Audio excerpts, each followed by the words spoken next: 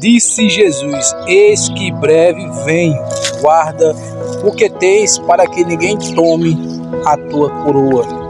Apocalipse 3:11.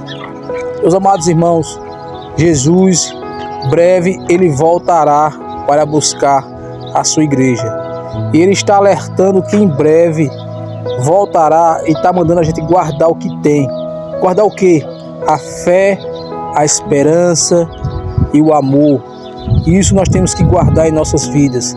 Continuar amando as pessoas, continuar com fé, continuar com esperança que ele vai voltar.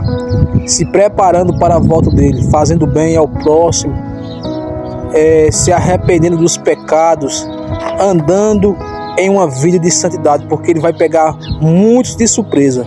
Jesus está voltando, te arrependa, se conserta, entra na presença dele. Que Deus abençoe seu dia em nome de Jesus.